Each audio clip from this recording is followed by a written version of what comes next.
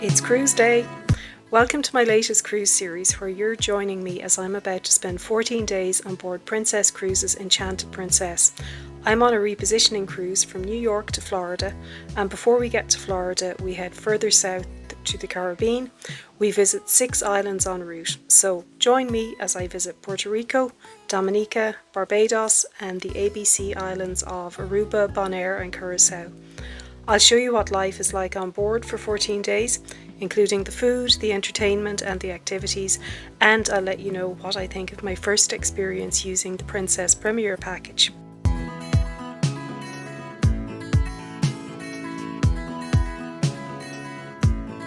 It's Saturday the 2nd of November 2024, and coming up in this first episode I make my way to the cruise port in Brooklyn, and I'll let you know about a big mistake that almost left me stuck at the airport and a fun way to travel to the cruise terminal. So come with me as I board the ship, check out my deluxe balcony cabin for the first time and experience a wonderful sailaway with those fantastic views of the New York skyline. If you're booking a cruise from New York, do make sure in advance which cruise port you're actually due to depart from, as there are 3. So it'll be either Manhattan, which is where it's most often used by Norwegian Cruise Line. It may be Cape Liberty, which is used by Royal Caribbean and Celebrity Cruises, or it'll be Brooklyn, and that's most often used by Princess Cruises and Cunard. And also more recently it's been used by MSC Cruises. So the difficulty in sailing from Brooklyn is actually getting to the cruise port from the airport. Now I flew in 2 days ahead of the cruise day, and because of exorbitant hotel prices in Manhattan, which I found out was due to the fact that it was coming up to New York Marathon weekend, I actually chose to stay at a hotel near Newark Airport, and I took the train into Manhattan for a day of sightseeing yesterday. It was far less costly than staying downtown in Manhattan. So my journey this morning was due to start at Newark Airport, and assuming I could easily hop on a Princess shuttle to the port, I called Princess earlier this week to arrange that, and I was shocked to find out that they were already all booked out. So unfortunately I couldn't source any alternative shared shuttle service from the airport to Brooklyn Cruise Port, and as a solo traveller trying to keep costs down, I wasn't inclined to arrange a private transfer. I did look into that, and having explored it, it came in at the cheapest option being $137, and that ranged all the way up to the more expensive one being $195. So my final option was getting a Go Airporter shared shuttle which took me to Manhattan. I opted for a drop-off location which was close to Pier 11 at the end of Wall Street, and from there I took the South Brooklyn ferry for a short 15-minute ride to Red Hook, and that's actually right beside Brooklyn Cruise Terminal. So I had a really short wait for the ferry once I arrived at the pier, and the weekend mid-morning schedule has a ferry departure around every half hour or so. So in comparison to the cost of a private transfer, the overall cost for my journey from the airport was a total of $37.50, and that comprised of the shuttle ride costing $33 and the ferry costing just $4.50. And I have to say it was a really fun way to arrive and a great way to approach the ship from that vantage point.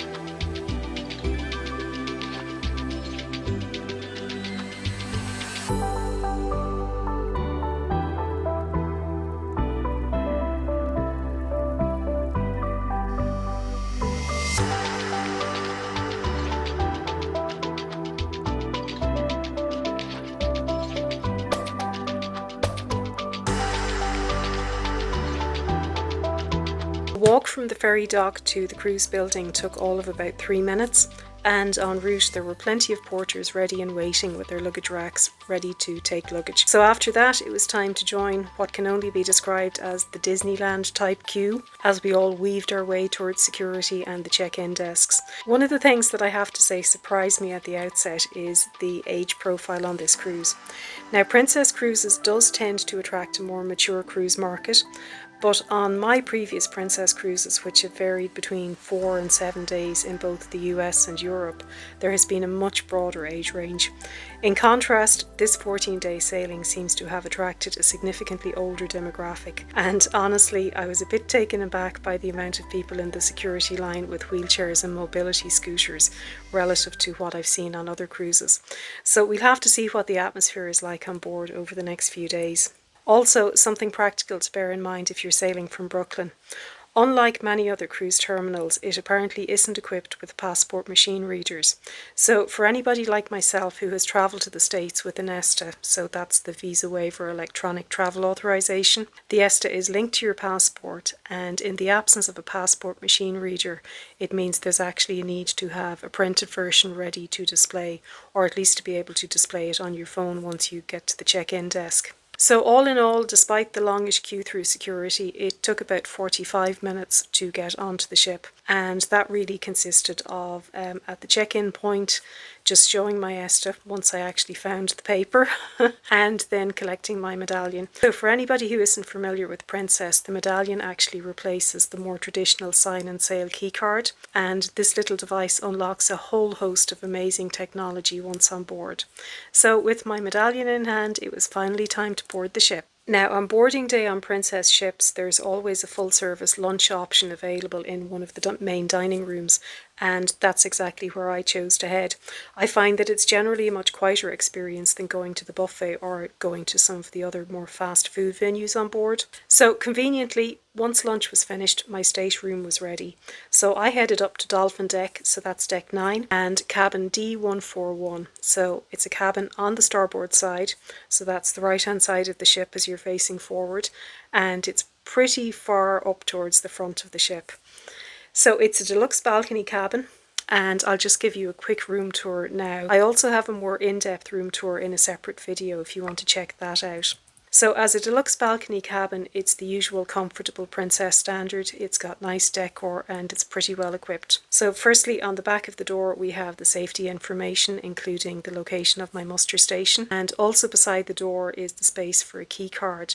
Now, you do need to have a card there in place to operate the electricity in the room. The room steward had actually left the card that's here. Now, turning to the wardrobe area. And this open wardrobe arrangement is pretty much a staple of all of the Princess Royal Class ships. So there's plenty of hanging space, plenty of hangers, and you can ask your room steward for more if you want them. On top of the wardrobe there are life jackets, and you'll also see that there are bathrobes provided.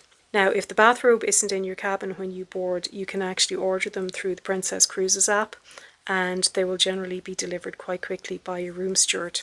So moving on then to look at the shelving area, and you'll see that it's an enclosed shelving area which also includes the safe. Now the safe is large enough to accommodate probably a Chromebook or an iPad, so it is a reasonably good size. Moving on then into the bathroom, and as always there's a step to watch out for. Now if you've seen any of my previous Princess videos, you will know my absolute hatred of that dreaded clingy curtain.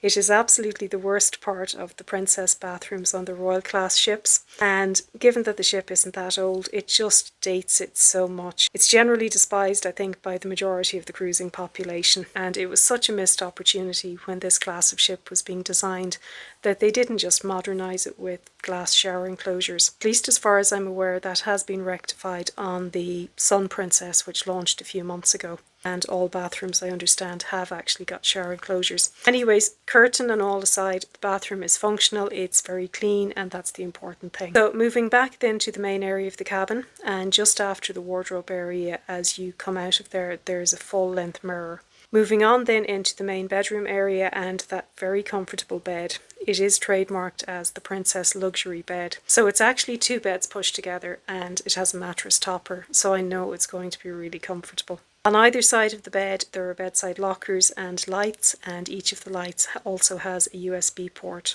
Looking over then to the two-seater sofa. Now this and the extra cabin space to accommodate it is actually what makes the difference between a deluxe balcony cabin and a standard balcony cabin on Princess ships. So in a standard balcony cabin, the seating option is pretty limited, with just one very uncomfortable chair at the vanity unit. Now on the vanity unit, you'll see that there's quite an amount of paperwork already left there. Some of it is in relation to my loyalty benefits as part of the Captain Circle Loyalty Club, and other information has details of what's on board, and I'll talk about that a little bit more in a few minutes. So you can also see that there are some soft drinks there, and at the moment I'm still trying to figure out if they've been provided as part of the Princess Premier package that I've upgraded to, or if they're actually complimentary because of my loyalty level. Now out on the balcony, this is a fairly typical balcony on Princess Royal class of ship. It's fairly narrow by comparable standards on other cruise lines, but you will actually see that on the deck below, which is deck 8, there are balconies which are considerably larger. Now in itself this might seem like a good thing, but if you are thinking of booking a balcony cabin on deck 8, you do need to be aware, as you can see here, that a significant amount of the balcony area is actually overlooked from the cabins on decks above that.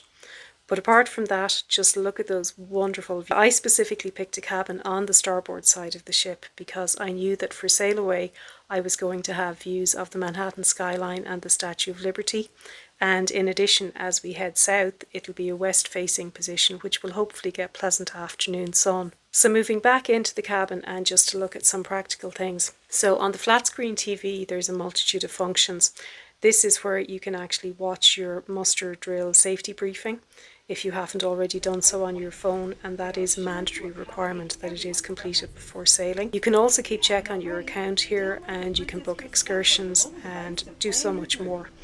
You can see from the menu that if you use the television to actually watch the mandatory safety drill, you will then get confirmation on screen that you have actually watched it. Practicalities aside, let's take a look again at those wonderful, wonderful views. Now, after debating whether or not to watch Sail Away from my balcony, I ultimately decided that it was probably going to be a better experience and atmosphere on the upper decks, and that's exactly where I went. I headed up to the top decks to see what was going on up there. Now, I would suggest getting there in plenty of time if you want a vantage point around the main pool where the princess singers and dancers do their sail away performance. By the time I went up there, although we hadn't actually sailed at that point, it was pretty crowded. So I headed for the starboard side for the initial sail away because that continued to give wonderful views of the Manhattan skyline and the Statue of Liberty.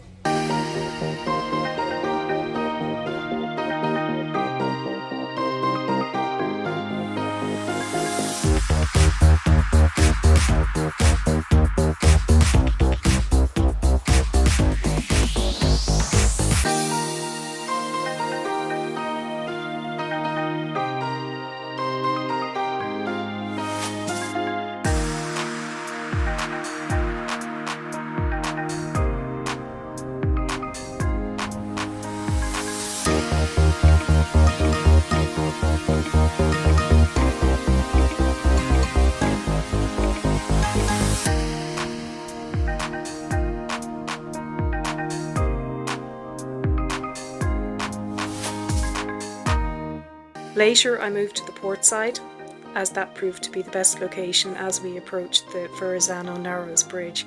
And don't you just love watching a ship squeeze under a bridge like that?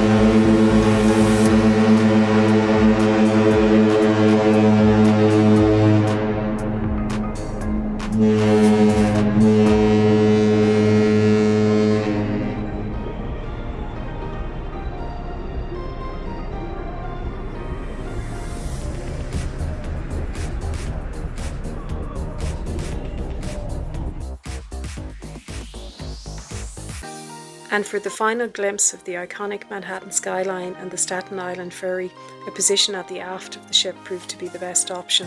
After that, it was back to the main pool area to see more of what was going on there at the rest of the sail away party, which was proving to be a pretty lively affair.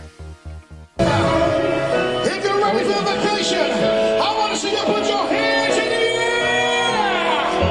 Put your hands in the air!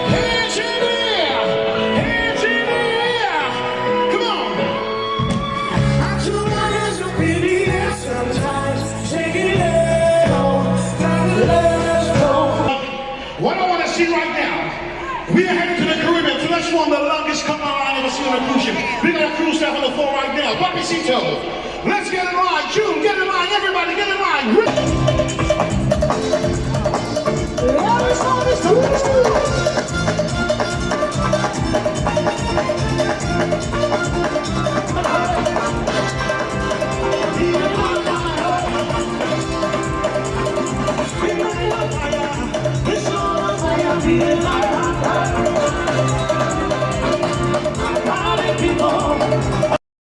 As the sun went down, it was time for the most mundane task of the day, returning to my cabin to start the task of unpacking. At least on a 2-week journey like this, there's plenty of time to settle in. And after the unpacking, it was time to check the Princess Patter and see what was going on for the evening. So if you're new to Princess or new to cruising generally, the way to keep track of what's going on around the ship and see what your dining options are and what's happening on board as regards entertainment and so on, is that most cruise lines nowadays will have that information on an app that you can readily access on your phone. And indeed Princess have a very good one. So you can just rely on that, but also Princess still do the old school style of things. And every evening your room steward will deliver this paper version in the form of the Princess Patter, and that'll be part of the turn down service. So it's quite handy to have that to refer to. It's recently had a bit of a makeover and it's now organised into 3 different colour-coded sections. So the first one is red, and that refers to vibe, and that's all of the entertainment offerings. The yellow is palette, and that's all the food offerings. And blue is explore, and that refers to various other things like what times the shops are open, what forms of presentations or guest speakers might be happening on board, all of that kind of thing. So for my first evening on board, I firstly headed to the early show in the theatre, and that was a guest act who was the headliner for the evening. So it was a performer called Megan Murphy. She went by the stage name of The Big Red. Her performance was generally kind of jazz and blues type of thing.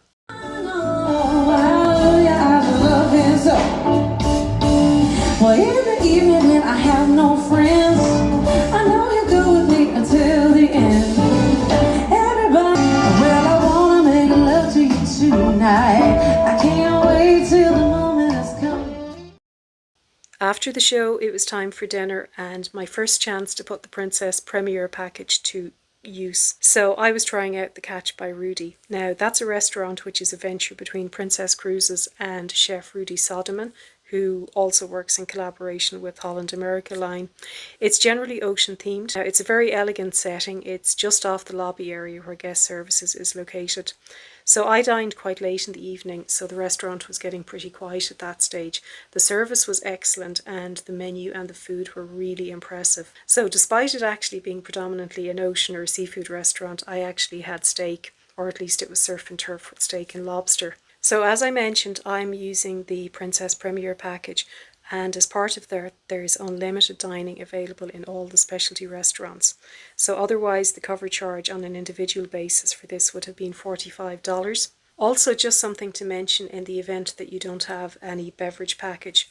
It appears that in dining in the Catch by Rudy that there is a complimentary glass of Prosecco offered to all diners at the start of their meal. Now I don't know if that is something that's just done on the Enchanted Princess or if that applies to all of the Catch by Rudy outlets on all of the various ships. So after a thoroughly enjoyable dinner, it was time to head to bed, to that very comfortable bed, after what has been quite a long boarding day. As always, thank you so much for watching. Now, I've got lots more coming up from this trip as I go through the next 14 days, so if you'd like to stay informed of when new videos are coming out, please consider hitting the subscribe button. And if you found this content useful or helpful or enjoyable, please consider hitting the like button. It really does mean a lot. Thank you so much, and hopefully I'll see you in the next video. Bye for now.